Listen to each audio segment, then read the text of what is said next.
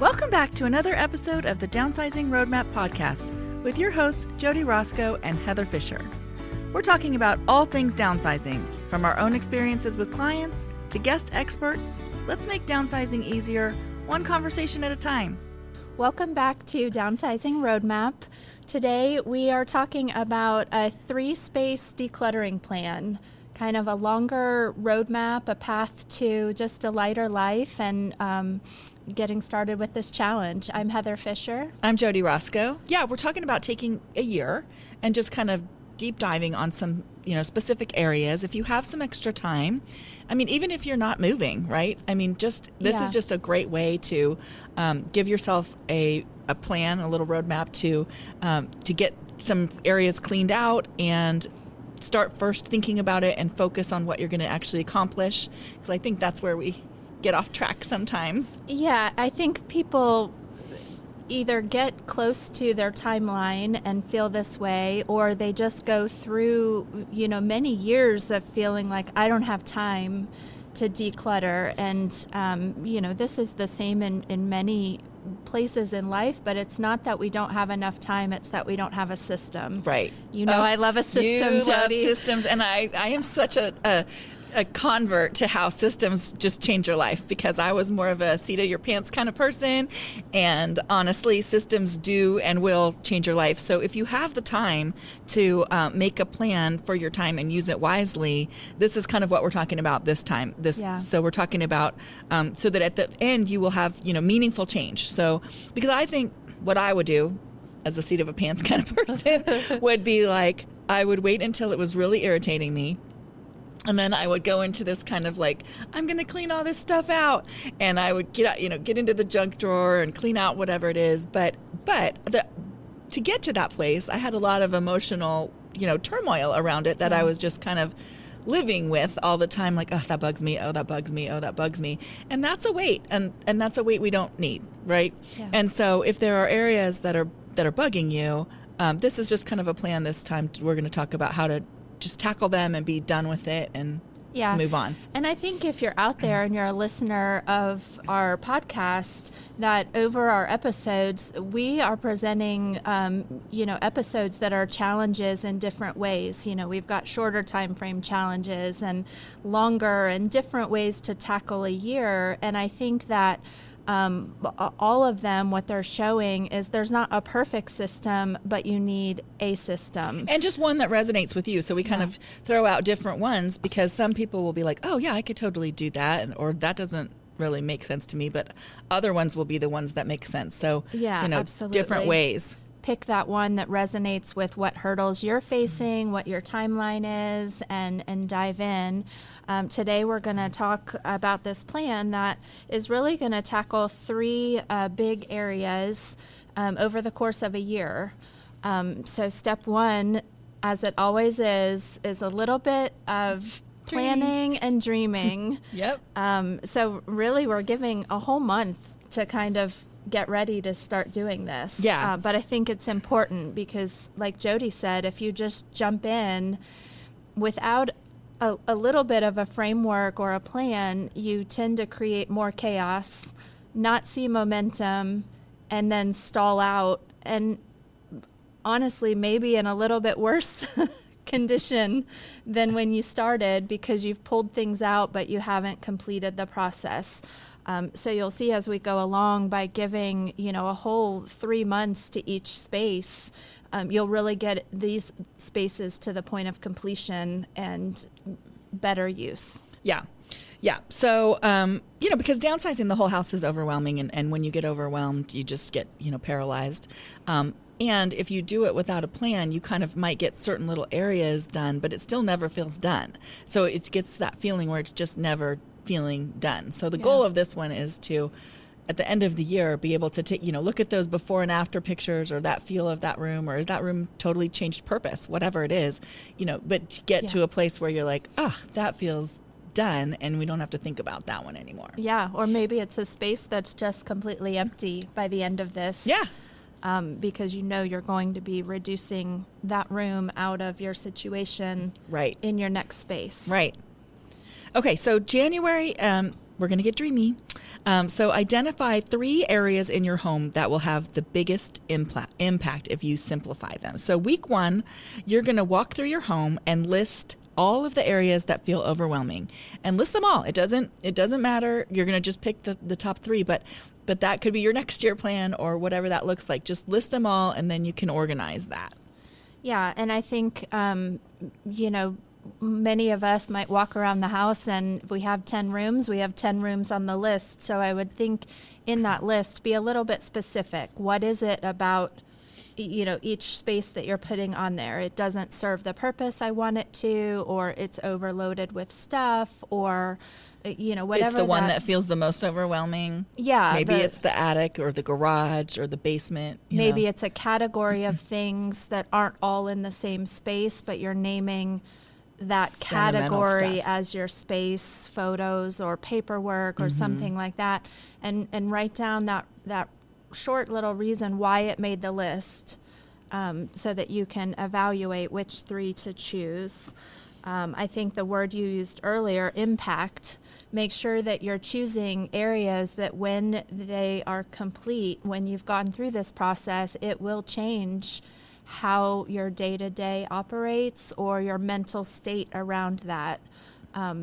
Choose some bigger, important things. Yeah. Because you're going to have 3 months to do it. So it's not like you're picking the junk drawer. You're going to have 3 months to do it. And paperwork is a great one, honestly, because that can be very overwhelming and can take some time to go through. But once you get a system around that, then you can, not accumulate it all again. So yeah, that's a part of what we'll talk about is we're going to get these spaces or categories fully to the finish line of, for example, paperwork, not just going through the pile of mail on the table and moving it to the desk to be filed, but really how can you make what you've kept work efficiently for you, so and that it what's the has an system impact. for the next time so it doesn't keep rolling through your house. And Exactly. So then you're going to have your list, and it's time to pick those top 3 that you want to focus on, and that's going to be person by person. What's having an impact on you, what's stressing you out, what's weighing on your mind, and which of those 3 do you want to tackle first? Yeah. I think maybe picking the easiest out of the 3 to get your feet wet is a good idea. Momentum. Some momentum, but probably all 3 of them are going to be challenges, and that's okay. We'll get you through that, but kind of put that priority order in which one needs to go first. And it might be useful if you have a notebook that you kind of keep your notes about these things in. Tell yourself what it is that irritates you about each, just really, let it go in that notebook of like what it is that is bugging you, because once you can really see what that is, then you can see what you need to fix and how you need to change it, change that space. And sometimes if we don't spend time thinking about it, we just know it bugs us, but we don't really think why or how it could be different. Yeah, I think we had talked about this on an earlier episode, but our kitchen drawers, 2 of the drawers where we have a lot of the utensils, spatulas and bigger spoons and all of that, were just wide, bigger drawers, and just getting the drawer organizers changed the function so much. It started with decluttering and getting rid of what I don't use, but then just making, one wide drawer into essentially 3 narrower slots. That changed my everyday of cooking because it wasn't all tangled or, shifting sideways and a big mess. So really that's looking at that purpose of what do you use the space for and what drives you crazy when you're using it that doesn't work, because there's usually a solution. So then you're going to assign one of each of these areas to your next 3 quarters. And then you're going to write a vision for each space. So like you would write in your journal, by the end of the, month, quarter, whatever it is, year, I want this space to feel blank. So I want it to feel peaceful. I want it to feel, useful, or whatever that word is. What is it that how do you want these spaces to feel? And take the time to envision that space as you want to use it, even if it's not being used that way right now. So really think outside of the box of that room, or that, whatever you're picking, and what is it that you want that purpose to be. I mean, let's say you picked your garage, you have all kinds of tools, but you don't really do home stuff anymore. Like, maybe those tools go, and, maybe that garage storage space can, be freed up to put your Christmas stuff that's now in the attic, but really hard to get to, and you don't, want to go up there and get it, or whatever that is. Just think bigger than just cleaning it out. Yeah, it's again defining what those steps actually are. I think you could add in some layers of, again, the garage. I want everything stored in the garage to fit on these 2 sets of shelves. Yeah. If you've got stuff piled in the corner, so you're kind of giving that vision of what it will, it will feel organized when there are no longer boxes in the corner, or it will feel peaceful to me when I can read my book in here without piles of extra clothes on the guest bed. Yeah. So you're completing that full sentence with the emotion. What will it take to get you that emotion around it? Right. Exactly. So then you're going to track it in your calendar. So you're going to focus on your areas. Put your vision on the fridge. If you're moving on to quarter one's job, and then you're going to write on the fridge, by the end of the month, I want whatever room you picked, or whatever area or thing you picked for quarter one. I want this space to feel blank. That's what you're going to put on your fridge, just to kind of give you a visual memory of what it is that you're trying to accomplish in the next quarter. Yeah. And visual and vision and all of those, that's such a key word. Put this somewhere where you're seeing it every day. That's that motivation of the end result, the why, to keep you it as a reminder. Yeah. And mark out the next 3 months. So that would be February, March, April. What space is that? Your kitchen, your basement, your garage. That's what we're going to focus on. Yep. So if it were me, I would take before and after pictures, because I think sometimes we forget all the work that we've done. And if we're going along and we're not doing it all immediately, we don't see that and give ourselves the credit for it. So take those before pictures so you remember, oh yeah, that is what it looked like. When you can take that after picture and really, give yourself that credit. But so I would take some before pictures now before you start. And then so in February, we're gonna build our confidence by decluttering what's visible and easy to see. So you're gonna just clean off surfaces and do easy win stuff, because we want to get that momentum going. Yeah. Starting with those surfaces, flat surfaces, also, serves a dual purpose, because it gives you that space to put things when you start going to the nooks and crannies and cupboards and closets and corners and under the bed. When you've already done the surface level clear, then you have a place to pull things out and start sorting those as well. So you definitely want to start with as clean of a slate on the surface that you can. Get things out of the room that you already know decisions have been made. Just put that into action real quick. Yeah. So you want to remove surface level clutter, trash, anything expired. My thought process on this would be start your 10-minute a day habit now, and start doing that for 10 minutes a day. And just take your, do your little timer, take your 10 minutes, clear off, whatever that is. If it's a shelf in the garage, if it's, tops of tables, if it's your paperwork, just start collecting it all in one place. Just start clearing your paperwork and putting it all in one place, so you can then start managing it. Yeah. I would say go ahead and schedule a pickup, donation pickup. Having that on the schedule is one thing that can give you motivation to keep going in the early stages. Even if you need another one later, get that on the schedule for, however many weeks out.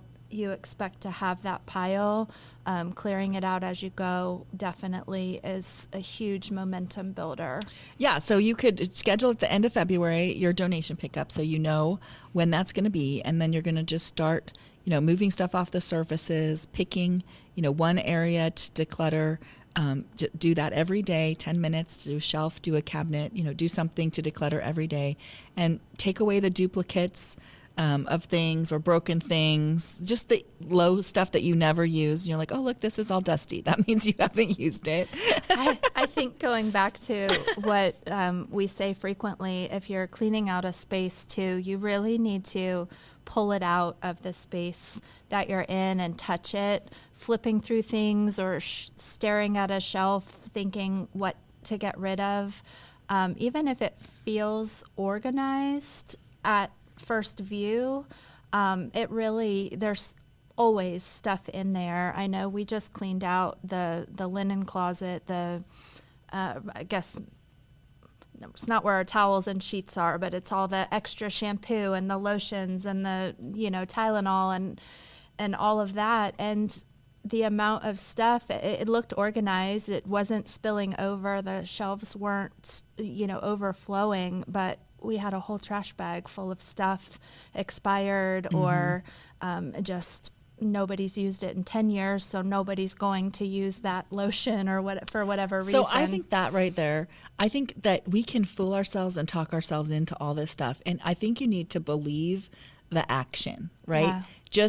Just trust that action. If you have not used that in 3 months, a year, you aren't going to. I have an ice cream maker. I always thought I was going to do it.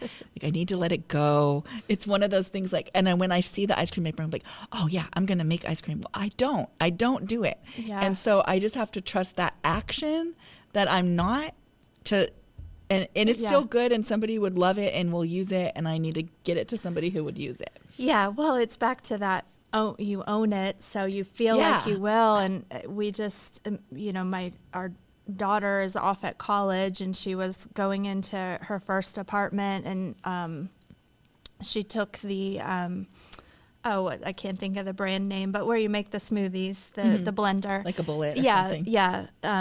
And she took that, and we didn't quite realize she took it in, all of the chaos. I think we actually have two, but at one point we kind of looked in the cupboard where we see it all the time. We're like, oh, I didn't realize she took that. Well, should we have her bring it back? And when you get honest, I'm like, I have not used that in the 5 years I've lived where I live. Right. So if she's using it every day, great. But it was that oh my gosh, I don't have that. Right. And so I must need one. Yeah. So you will experience that as you go through this, whether it's the ice cream maker or the waffle maker or there's a little bit of, you just need to be brutally honest. Mm-hmm. And like Jodi said, trust that the end result is worth it. Well, and the action, if it's dusty, you haven't used it. You aren't going to. Don't trick yourself into thinking with your brain and your words, oh, I'm going to do that now, because you just probably aren't. So. Yeah. So, okay. So February, we're cleaning off all the surfaces, getting a donation pickup, really starting to see some progress like that. March, we're going to go deep dive, right? Deep dive into inside the cupboards, pull everything out that's inside of things. Yeah. I think, here in our notes, listing the categories, for instance, if your space is a room and not already a category, I think this is a great time as you're going into those nooks and crannies. What am I storing in here? And then taking a little list, for a day and pondering, is that the best place for it? Mm-hmm. Just because you've always stored fill in the blank in this closet, is that the most useful? Is there a better spot? Do I need to store it at all? But you really need to not only do a deep dive through the stuff, but a deep dive in your questions you're asking yourself. That, as you go back through this process, not everything needs to land in the same space where it was. The goal is either to prepare for a smaller space, and so you want less stuff so that the new space functions well, or you want your current space to function well and lighter. And so is that the best place to go find whatever it is? We got new nightstands with drawers, and we had old nightstands with drawers. And so I went to change it over, and not a single thing in the drawers and the nightstand that I need. Like, I just didn't even know what was in there. And it was just random stuff, because I can stuff things sometimes. It's not a good habit, but I can be a stuffer. And so, there wasn't anything, not a single thing. And if there was something I needed to keep, it wasn't in the right place. Exactly what you said. Like, that isn't where it should have lived in the first place. Yeah.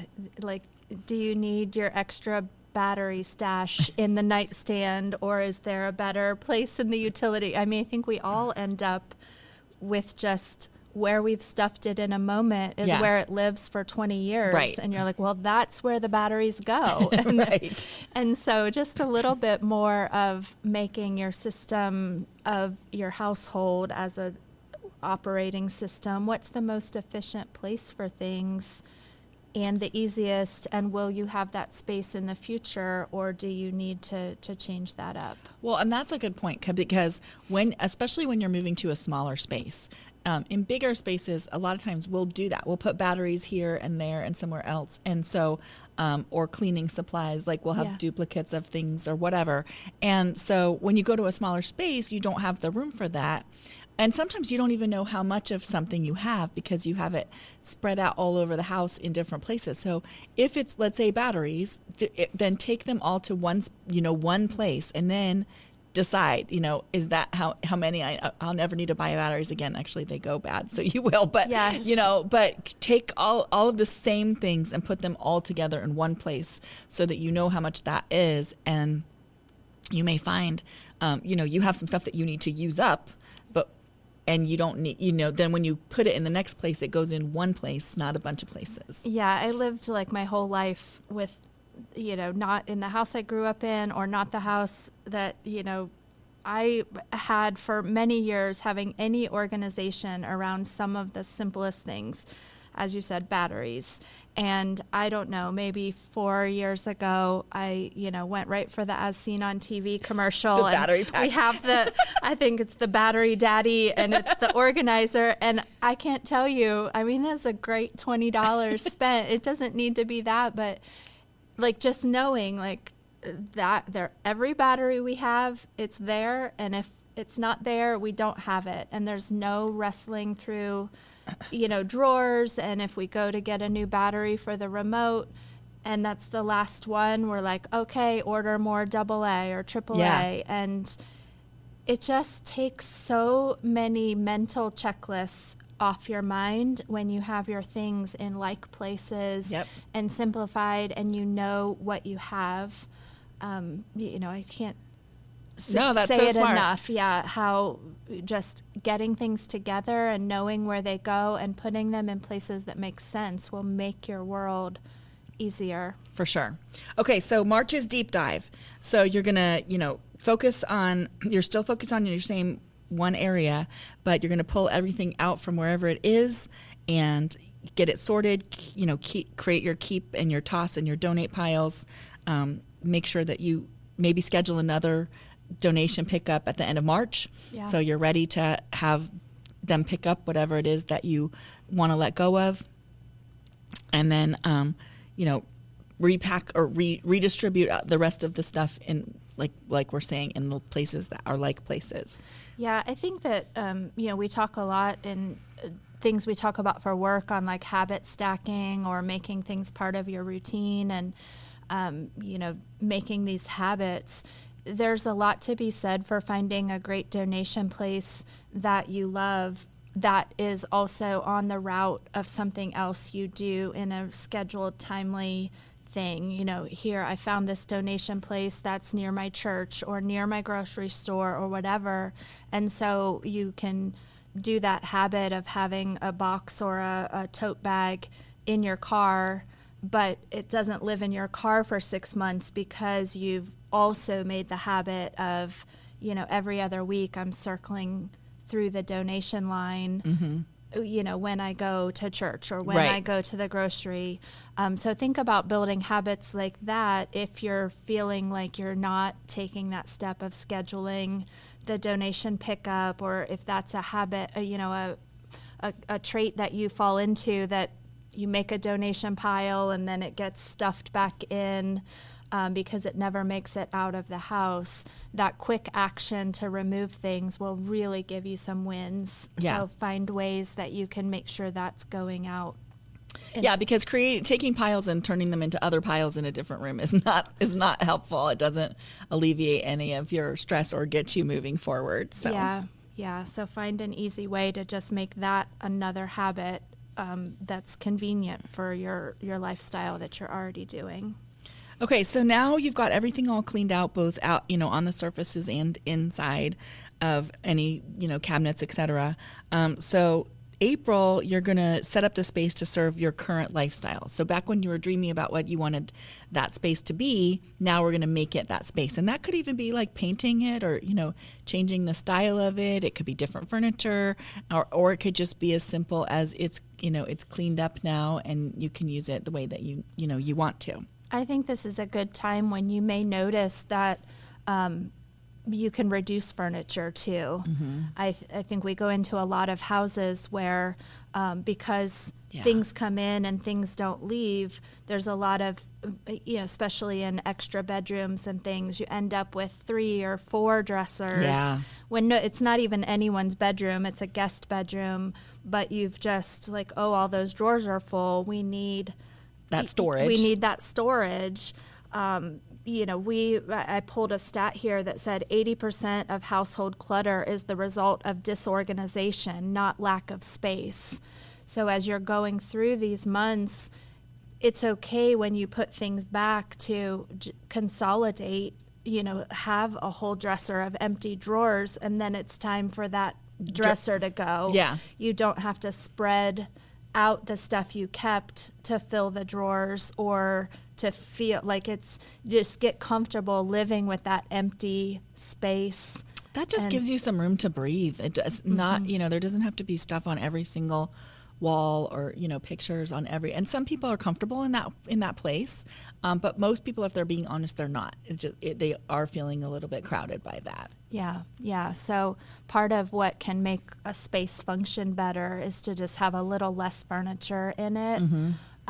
And so don't always think that it's a full, I have to go get new furniture or whatever. Just live with the space and let that breathe for a little bit and make a decision later on if you really need something else or if the empty space gives you that calm. Yeah, so ask yourself, is there stuff in the way? Like, is there stuff that, just feels like, I just don't need that piece, or that just feels, that one was making me feel crowded, or whatever that looks like. So you can reconfigure the layout of the room. You could reconfigure the purpose of the room if that's what's happening, as you are thinking forward to what room purposes you're going to need, right? Yeah, absolutely. I think, too, it's okay to have even completely, if you're doing this on a downsizing path, that that next space is coming, in the next few years, that you're going to make a move. It's totally okay to have, if you're in a 4-bedroom home, you can just have an empty room and shut the door and you're have that weight of, okay, that's done. Yeah. And you aren't going to have to try to move, squeeze that stuff in or let go of it right at the end when everything else is happening and you're trying to move and do all those things. You've got that done. If you have a room that you're just kind of repurposing or whatever, you could shop your own house to kind of make that room look new and fresh. Yeah. So you could do something along those lines, repurpose that. Is there shelves that you can repurpose for something else, or is it time for those shelves to go because you don't need that storage? So just really think about what that is, and then add any finishing touches to it, lighting, cleaning, whatever that looks like. Yeah, absolutely. And then enjoy the space. Yeah, right. Yeah. Celebrate that. Yeah. So as we're moving... Take that final picture. Yeah, absolutely. As we're moving into the next quarter and the third quarter of this challenge, they're really Just repeating. repeat. So I don't think we need to go through them step by step, but it's going to be following that same 3-month plan for the next space on your list, with just a few minutes every day if needed to not let the first space fall back down. So you don't Right. want to backward slide on the space that you did finish in the first quarter. Yeah. You want to just make sure that you know how to maintain. It should be functioning much better. It should have a lot less stuff, but don't use that empty space as a place to spread chaos from your next area. Protect what's already done so that you don't lose that win. But really just look at the next item on the list, the next room or the space, and repeat. Right. Some other things you can do, just some other strategies while you're doing it. You can identify the items that you've keep just in case. You can, make that maybe box. And if you're really struggling with I might need this, because if you're not believing the actions that it's Yes. dusty and that you're not going to use it, you could put that into a maybe box and set your maybe box away for, 6 months or so. And if you haven't gone into that box in 6 months or remember what's in it, you just donate it without opening it. You can create a use it up basket for food and toiletries and, supplies, any kind of, makeup, any of that kind of stuff. Because again, when we were talking about, if you start to really see that stuff is all over the house in different ways and you accumulate it together, you're like, oh my gosh, I have 4 bottles of spray cleaner that I need to now use up, or whatever that is. So you can do kind of a use it up area that you can get rid of that. Duplicates, like, again, same thing, either use up those duplicates, or if it's the same spatulas or something, just pick your favorite one and let the other one go. Yeah, who can you pass that on to that could get the use out of it that's not you? Yeah. I think also another tip is to do a challenge like this alongside of a friend or your spouse, your partner. I know, you and I will text back and forth sometimes over a weekend, like, here's my car full of donations, and, cheer each other on. But really back to what we love when science plays into this, you're 65% more likely to meet a goal when you've said it to someone else and committed to do that. Even more so when they're doing it. I mean, it's not that you're doing it together at each other's houses. You're just checking in. This stat that I read said if you schedule ongoing check-ins, you're 95% more likely to complete your goal. So I think that would be a perfect way to do this. Schedule a coffee or a dinner at the end of each quarter.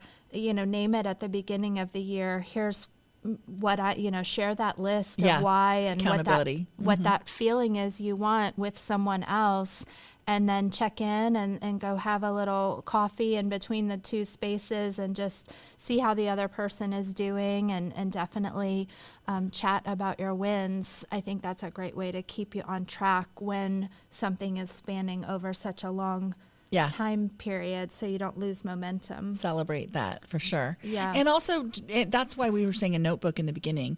Write what that is. Maybe write if you're struggling with some specific thing, maybe you need to write about that a little bit, or kind of give yourself those thought processes on why am I thinking that, or kind of just give yourself that room to figure that out. And to give yourself that checklist, like, hey, I've done it, I've done this, I've done that, and write all that stuff down. Yeah. So then we're starting to get to, the end of the year. I think, maybe you've saved your, sentimental or your emotional category for that last quarter. So we can perhaps talk a little bit about that. If How it that's might one be of different than rooms or the something. Spaces, yeah. But I think, some weekly actions you could take if that's what your category is, if that's your third area.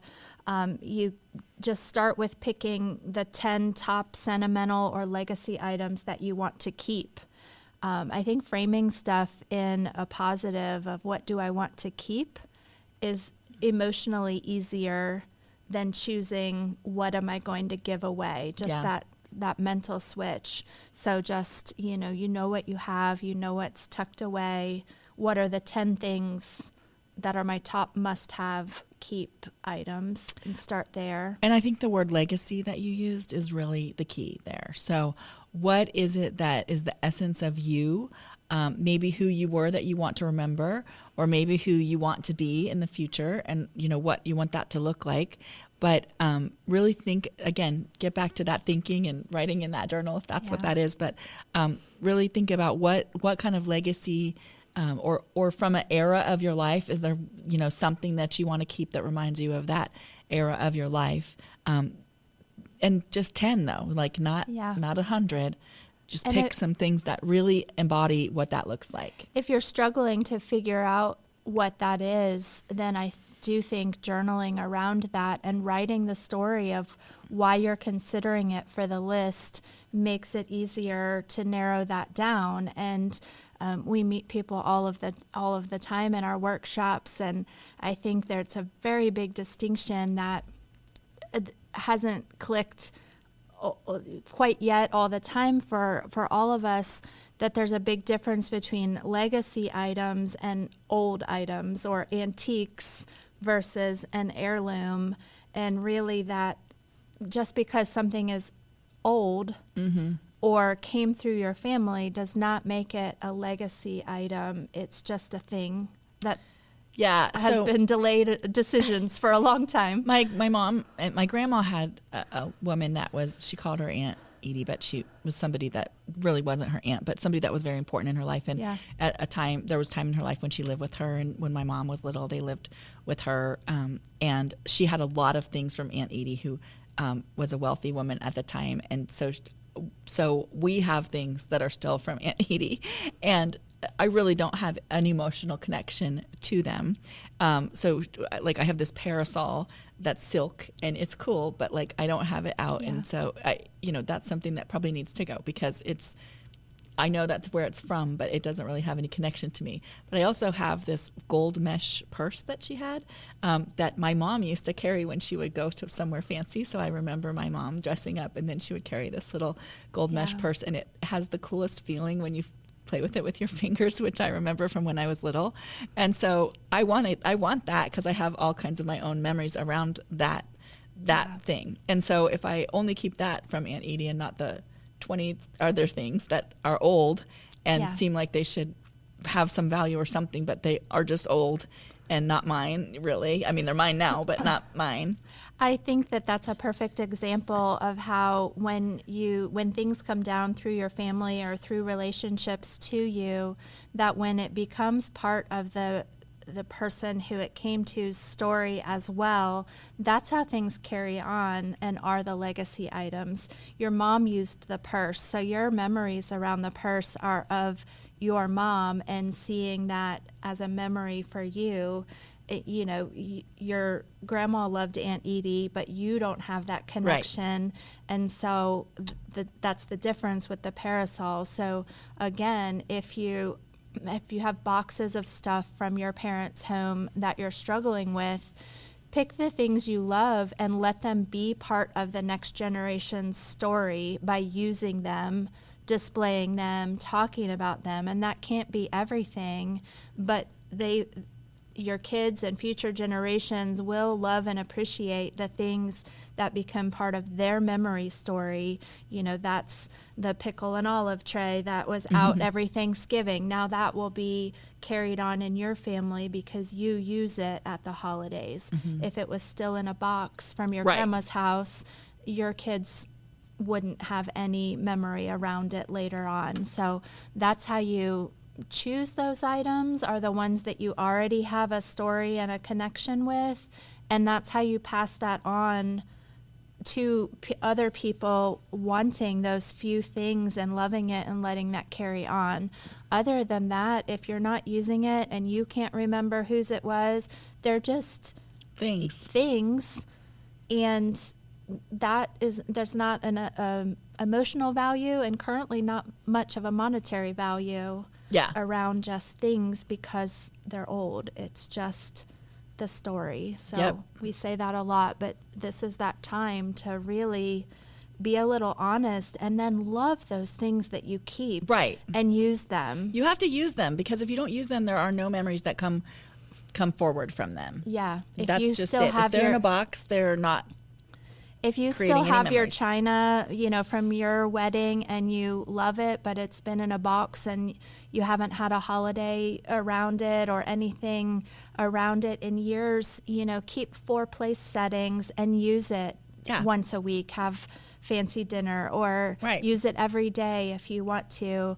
But use it and love it. And that's how it becomes the things that other people love too. Right. That's true. Yeah. Okay. Then September, we're talking about freeing up the major space, which we already kind of talked about. But list all the furniture that you would not move again. Like, I do not want that in my next house. And then just start figuring out where that's going to go. Are you going to donate that? Are you going to sell that? Start removing those items just out of your house. And it's okay if that makes your house feel, a little more spacious.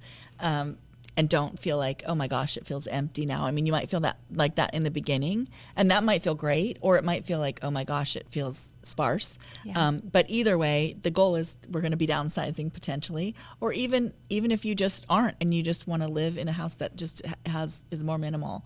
In the end, it will feel freer and lighter for sure. Yeah, if your goal is you just really want to age in place and stay at home, that's a big key for, leaving room for safety by not having obstacles in the way with big furniture to get from room to room and to do what you need to do. Yep.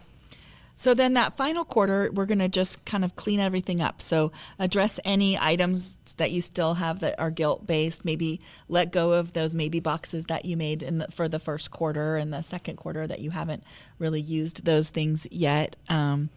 Maybe you have a bunch of things that you think are great. Maybe host a little mini giveaway, put everything on your dining room table and be like, this is the stuff that I'm letting go of. If anybody, my friends or family want it, if they don't, it's okay.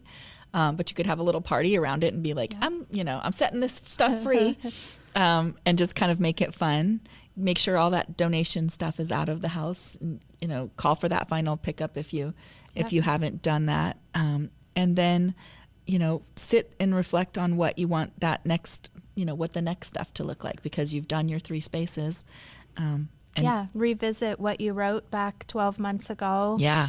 Am I feeling that emotion now that I wanted to? Do I need to go back and tweak anything to get to that feeling that I wanted to? Yeah. And what's the plan for what's next? Yeah. I mean, it's an ongoing process, a little easier each time that you maintain it, but it's always an ongoing process. So 3 spaces is a huge accomplishment.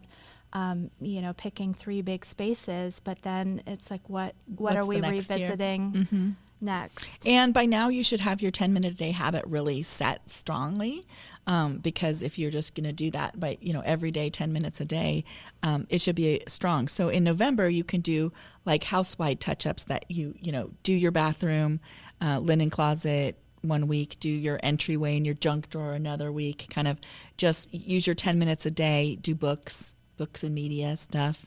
You could do your car with your glove box and, whatever. But again, just keep that 10-minute a day habit so that you're just always cleaning out something just a little bit, and then it will eventually never come back, which is the goal of it, to never come back. I did my bathroom. You were talking earlier about putting things together, and all I did about your kitchen drawer, but all I did was I just have a big shelf in there. And so I put little plastic bins, and I put all of the hair stuff in one and all of the face stuff in one, and because it would just get moved around in there, and so even that little bit of just putting them in little containers that keep all the hair stuff in one and all the face stuff in another one made a huge difference. And I threw out all the stuff I wasn't using, so at the same time, and it was a lot of stuff that you weren't using, but and it gives you those parameters where the hair stuff, it has less potential of getting out of control, because you're like, here's my bin. I already know I function when this bin is this full. Right. I don't need anything else. So when it starts coming in and it won't fit in that bin. Which one aren't you using anymore? You rediscover really sooner Yeah, you're that right. you need to refresh, because it's not like, oh, the whole linen closet is Yes, now this big shelf of stuff. overwhelmed. Yep. It's like, oh gosh, I don't have room in this bin. What do I need to get rid of, or do I just need to say no thank you to this new item coming in? Right. So then in December, you're going to reflect and celebrate and reset. So reread your journal, look at all of that again. What came true? Does the space feel like you thought it would, like you said you wanted it to in those words that were in your vision? What was easier than you thought it was going to be? What was harder? What do you want to tackle in the next year? Right, because in the beginning you wrote all of your spaces, right? So you picked your top 3. Now you can pick 3 more if you have that time.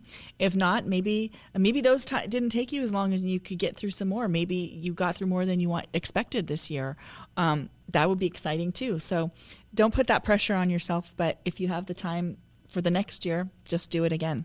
Yeah, absolutely. And then celebrate yourself with your accountability partner if you have it, or just with your friends. Come over and see my amazing spaces and hang out. Yeah, and then ongoing,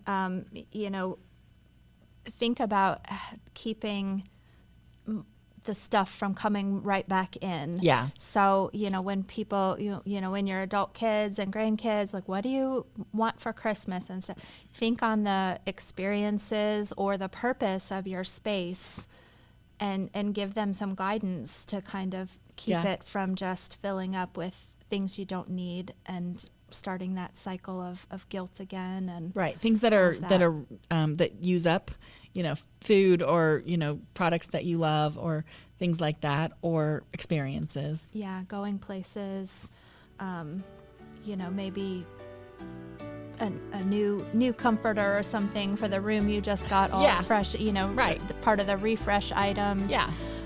Give some guidance so that you are in control of keeping that space. Yeah. You've worked so hard, so we want to see it stay that way. Okay, so good luck with this whole plan. Go out there and start getting dreamy and see what you're going to do for the next 12 months. Yeah, absolutely. And if you need any resources, our website, downsizingroadmap.com. Thank you. Thank you. Thanks for joining us on the Downsizing Roadmap Podcast. If you found this episode helpful, be sure to subscribe, leave us a review, and share it with someone who might need a little downsizing inspiration. Have questions or ideas for future episodes? Reach out to us on our website, www.downsizingroadmap.com. Until next time, let's keep simplifying and moving forward.